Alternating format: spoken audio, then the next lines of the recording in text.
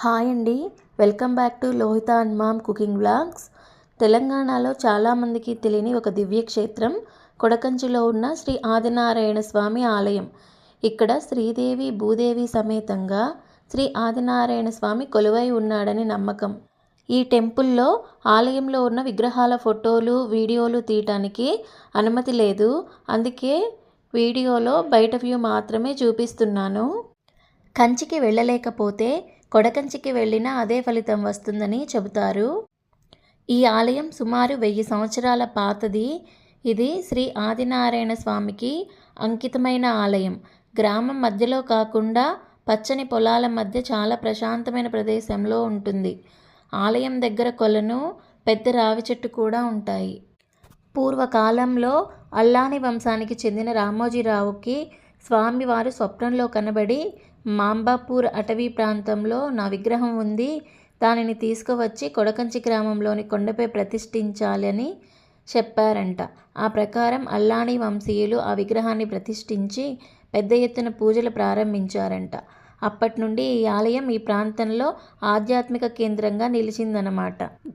దీనిని మరో కంచి అని కూడా పిలుస్తారు. ఎందుకంటే ఈ ఆలయంలోని పూజా విధానాలు, ఆచారాలు కంచి ఆలయ సంప్రదాయాలకి దగ్గరగా ఉంటాయంట.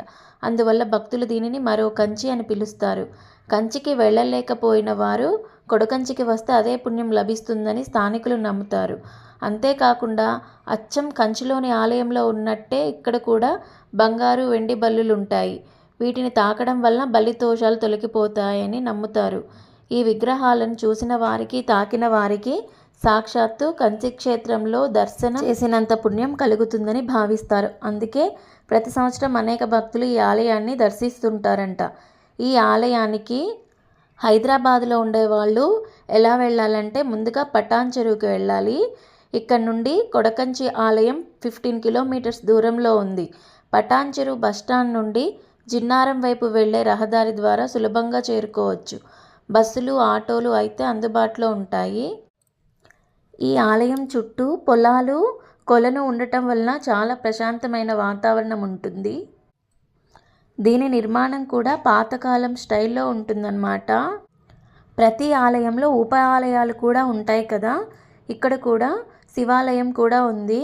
కార్తీక మాసంలో శివరాత్రి సమయంలో కూడా ఇక్కడ పెద్ద ఎత్తున పూజలు నిర్వహిస్తారు. వీడియో అయితే చివరి వరకు చూడండి. నచ్చితే లైక్ చేసి సబ్స్క్రైబ్ చేసుకోండి.